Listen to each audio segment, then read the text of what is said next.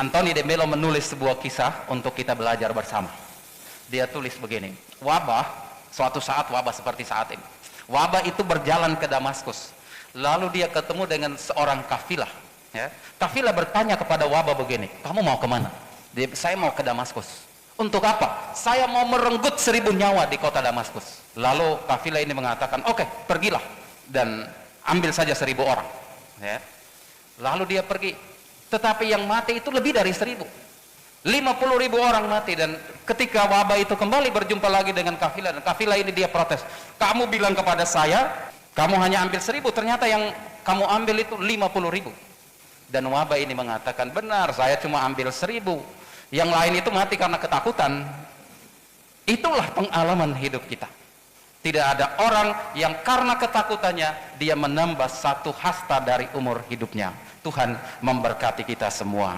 Mereka adalah contoh dari bagaimana orang yang menghadapi kehidupan dengan ketakutan, tapi berjumpa dengan Tuhan, mereka membuang semua ketakutan itu, lalu berserah, dan hasil dari penyerahan diri itu adalah mereka menjadi berkat bagi bangsa manusia. Saudara-saudari terkasih, marilah kita mengawali perayaan Ekaristi di hari keempat ini. Kita mengawalinya dengan memohon belas kasih dan pengampunan dari Tuhan bagi kita semua. Kita sadari seringkali kita takut terhadap kehidupan. Seringkali kita bahkan ketakutan merajai hati kita sehingga meragukan kehadiran Tuhan dalam hidup kita.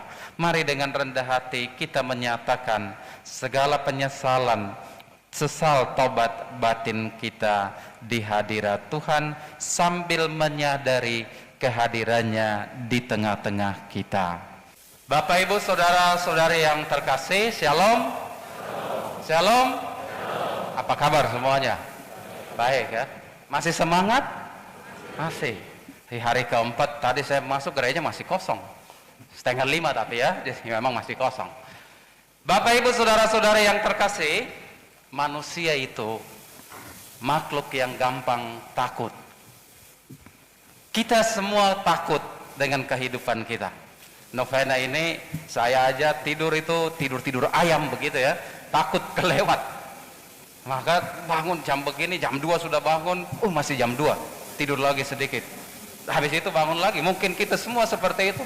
Karena takut, saya yang pimpin misa jangan-jangan lewat lagi misanya. Wah, bahaya ini. Tapi Bapak Ibu yang dari rumah juga pasti begitu. Ada yang tidur jam 10, jam 12 sudah bangun. Karena itu ketakutan. Kita takut dengan banyak hal di dalam kehidupan. Mulai kulit, mulai keriput, itu juga mulai ketakutan. Begitu, wajar, alamiah terjadi di dalam kehidupan. Kita ketakutan dengan banyak hal. Kita belum bicara ketakutan akan masa depan, ketakutan akan pandemi, ketakutan akan banyak hal. Nanti di akhir saya akan ngomong itu. Tapi hari ini kita mau melihat ketakutan yang dialami oleh Maria dan Yusuf untuk menjadi sebuah pelajaran iman bagi kita semua dan juga bagi Bapak Ibu yang mengikuti perayaan ini secara live streaming. Ketika Tuhan memilih Bunda Maria menjadi Bunda Penebus, Maria itu tidak lebih dari seorang gadis lugu dan sederhana dari kota kecil Nazaret. Dia lugu dan sangat sederhana sekali. Maria tidak memahami sungguh peranannya sebagai Bunda Penebus. Sampai-sampai dia mengklarifikasi hal itu kepada malaikat. Dia tanya kan, bagaimana hal itu terjadi karena saya tidak bersuami. Gitu. Itu klarifikasi Bunda Maria kepada malaikat Gabriel. Maka malaikat bilang, jangan takut, Roh Kudus akan turun atasmu. Roh Kudus. Itulah klarifikasi karena sebuah perasaan takut. Maria sebagai manusia ya takut seperti kita gitu. Tetapi setelah klarifikasi itu, Maria buang semua ketakutannya, lalu berserah kepada Tuhan. Dan di hadapan malaikat Gabriel, Maria mengatakan, aku ini hamba Tuhan, terjadilah padaku menurut perkataanmu. Ternyata baca kitab suci juga ya gitu. Menurut perkataan, Sesudah klarifikasi itu Maria buang semua ketakutannya dan dia berserah kepada Tuhan. Lain Maria, lain Yusuf. Santo Yusuf kita lihat bahwa Yusuf itu seorang yang tulus hati, dikatakan di dalam Injil hari ini. Seorang yang sangat sederhana juga, pribadi yang tulus, dan ketulusannya itu justru melindungi Bunda Maria. Mereka hidup dalam tradisi Yahudi. Maria hamil sebelum bertunangan dengan Yusuf, dan ini sebuah aib. Yusuf menceraikan Maria, tetapi menurut tradisi Yahudi, meskipun dia menceraikan Maria, orang akan mengakui anak yang dikandung Maria itu adalah anak Yusuf. Tetapi kalau Yusuf tetap dengan itu, dia tahu bahwa bukan dia yang melakukan itu. Tetapi mengapa Maria hamil padahal mereka belum hidup sebagai suami dan istri? Kalau dia melakukan itu, maka Maria akan mendapat hukuman rajam, sebab orang ini hamil di luar pernikahan yang suci. Hukumannya adalah hukuman mati, dirajam dengan batu. Itulah yang dialami Maria.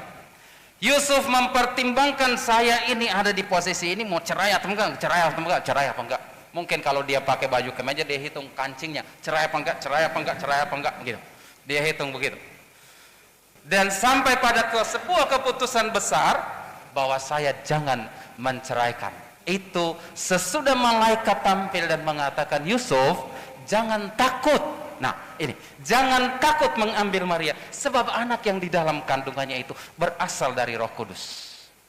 Maka ketika Yusuf mendengar pesan ilahi itu masuk ke dalam telinganya, diresapi oleh imannya, Yusuf buang ketakutan itu, lalu dia mengikuti perintah malaikat, mengambil Maria sebagai istrinya dan menjadi bapa angkat Tuhan Yesus. Dan di sana Maria diselamatkan, Yesus menjadi anaknya, dan karya keselamatan Allah terwujud secara sempurna melalui Maria dan Yusuf.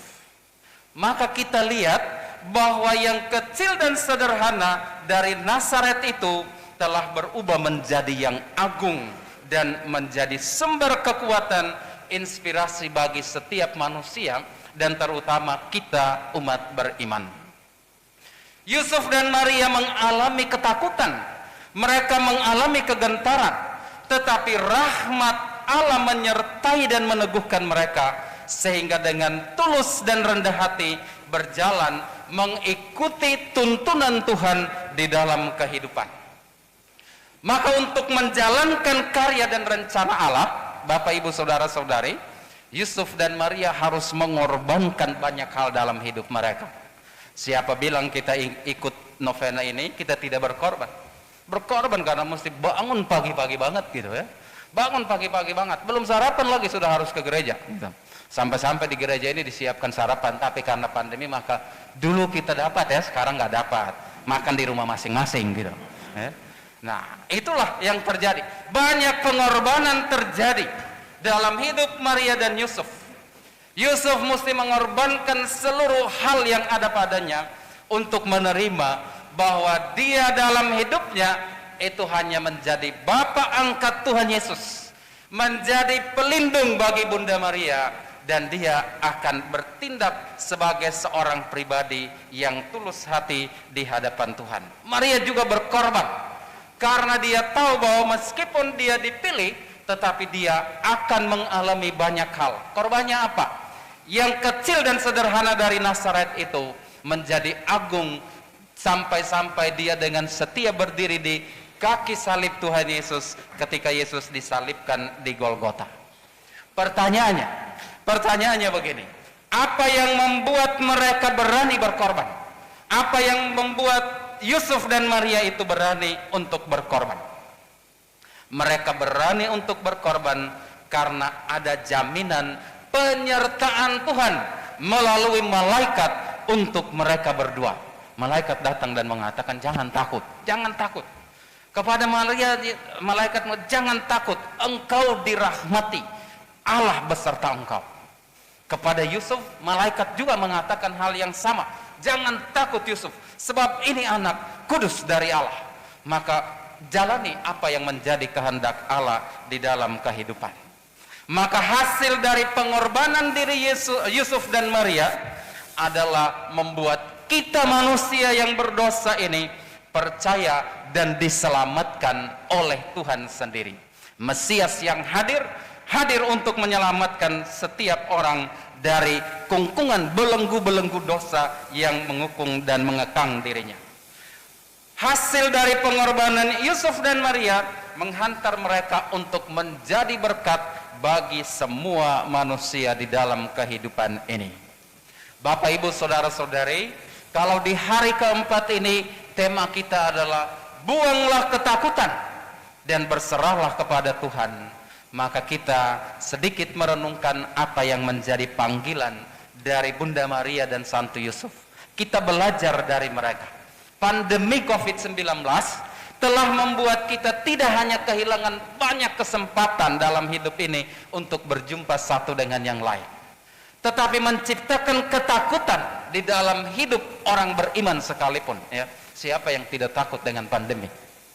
Siapa yang nggak takut dengan pandemi? Angkat tangan dong kalau tidak takut. Nggak ada yang angkat tangan. Berarti kita semua takut. Kita takut akan pandemi. Tidak hanya takut akan pandemi, kita lebih takut terhadap dampak dari pandemi. Dampaknya apa? Kita takut akan masa depan kita. Ya, anak-anak, kita takut dengan masa depan kita. Semuanya serba online. Kita takut dengan pendidikan karakter anak-anak kita. Kita takut akan ini dan itu. Tidak hanya, kita lebih takut akan kesehatan kita. Pandemi ini membuat kita semua berubah mindset itu. Ya, cuci tangan, hand sanitizer berulang kali. Cuci tangan, hand sanitizer, pakai masker, 1 jam ganti, semua itu. Karena ketakutan akan kesehatan. Ketakutan juga akan kehidupan ekonomi, pekerjaan, dan lain-lain. Bahkan ada yang takut karena jodohnya belum ditemukan. Itu juga menjadi ketakutan bagi kita semua. Ya. Ini adalah ketakutan-ketakutan yang kita alami real di dalam kehidupan. Tapi seperti Yusuf dan Maria, mari kita menyeimbangkan kehidupan kita. Ada rasa takut di satu pihak, tetapi juga kita harus punya keyakinan bahwa ada penyelenggaraan Tuhan di pihak lain. Amin. Itu baru hidup menjadi seimbang. Sebab Tuhan Yesus sudah mengatakan, barang siapa di antara kita yang karena kekhawatiran dan ketakutannya dia menambah 1 hasta saja dari umur hidupnya. Enggak ada. Tidak ada. Kekhawatiran, ketakutan itu lebih menciptakan masalah daripada menyelesaikan masalah. Maka Tuhan Yesus mengingatkan kita, mari kita yakin akan penyelenggaraan Tuhan. Kita yakin akan apa yang harus kita jalani dalam kehidupan kita, supaya kita menjadi orang yang membuang rasa takut kita, tetapi juga di saat yang sama kita berserah kepada Allah yang Maha Kuasa. Dia itu penyelenggara, penebus, dan keselamatan kita. Saya tutup renungan ini dengan cerita ini. Anthony de Mello menulis sebuah kisah untuk kita belajar bersama. Dia tulis begini, suatu saat wabah seperti saat ini. Wabah itu berjalan ke Damaskus. Lalu dia ketemu dengan seorang kafilah. Ya. Kafilah bertanya kepada wabah begini, kamu mau kemana? Saya mau ke Damaskus. Untuk apa? Saya mau merenggut 1000 nyawa di kota Damaskus.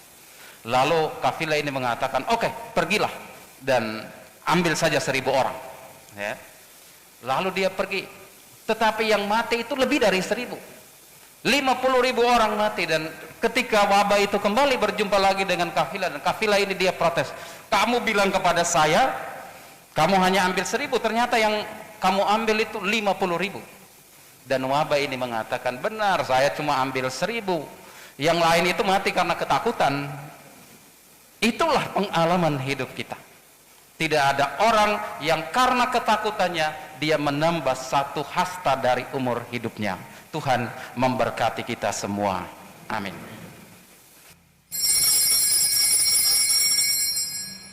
Agunglah misteri iman kita, penyerahan dunia, serahkan kami, karena melalui